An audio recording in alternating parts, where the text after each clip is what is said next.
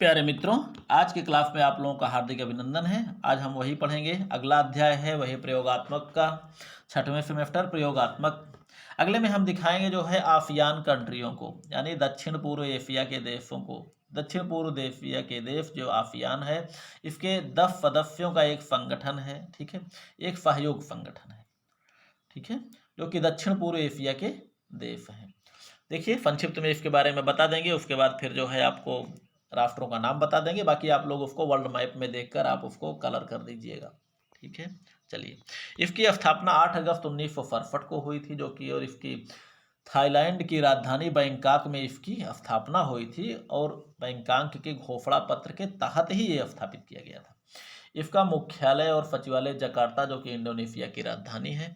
संस्थापक देश, यानी जब शुरुआत हुआ है तो इसके मात्र 5 देश थे, बाद में 5 देश बाद में शामिल हुए हैं। तो जो संस्थापक देश हैं वो इंडोनेशिया है, मलेशिया है, फिलीपींस है, सिंगापुर है, थाईलैंड है।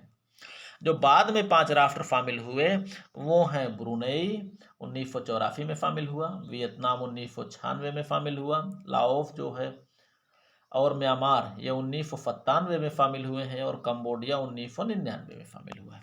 तो मित्रों, इसको हमने दोनों को 5-5 में हमने लिख के अलग अलग हमने बांट दिया है।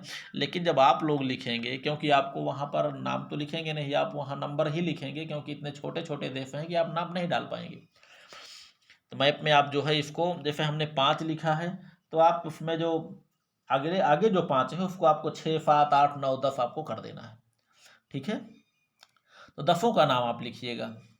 तो 10 का नाम जब लिखेंगे तो उसमें आप 10 की गिनती तक दिखा देंगे, तो ये पता चलेगा कि कौन सा देश का क्या नाम है, कौन सा देश कहाँ हमने दिखाया है, ठीक है। इसका आदर्श वाक्य 1 विजन 1 आइडेंटिटी 1 कम्युनिटी है।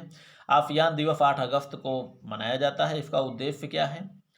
दक्षिण पूर्व एशियाई देशों में आर्थिक, सांस्कृतिक, सामाजिक विकास में तेजी लाना, और उस क्षेत्र में देशों में शांति एवं समृद्धि बनाए रखना, आर्थिक, सामाजिक, सांस्कृतिक, तकनीकी, वैज्ञानिक, प्रशासनिक आदि क्षेत्रों में सहयोग को बढ़ावा देना, क्षेत्रीय अध्ययन को बढ़ावा देना, कृषि एवं उद्योग का अधिकाधिक उपयोग करना, व्यापार विस्तार, परिवहन, संचार सुविधाओं में सुधार लाना, क्षेत्रीय निवासियों के जीवन स्तर को ऊंचा उठाना। ये सारी चीज़ें कहाँ के लिए?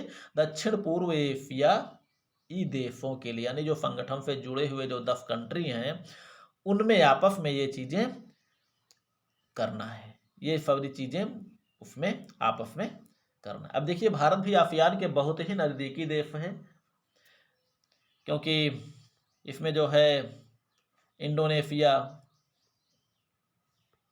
ये गुटनिरपेक्ष देशों में भी शामिल था। चलिए, भारत आसियान का सहयोग। आसियान भारत का चौथा सबसे बड़ा व्यापारिक भागीदार है।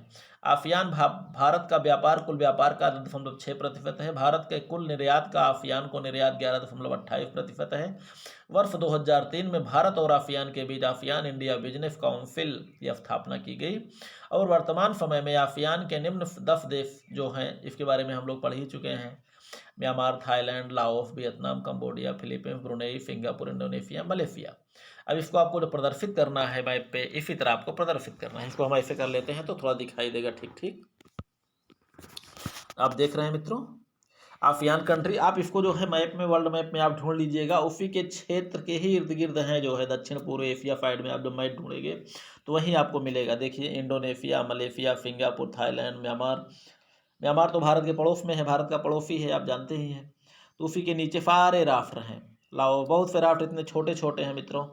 अब देखिए, सिंगापुर को ही आप देख लीजिए, ये छोटा सा राष्ट्र बिल्कुल बिंदुवत है, और मलेशिया थोड़ा सा बड़ा है। सिंगापुर आप देख सकते हैं ये कितना बड़ा है, बिंदुवत, ये छोटा सा, ठीक है।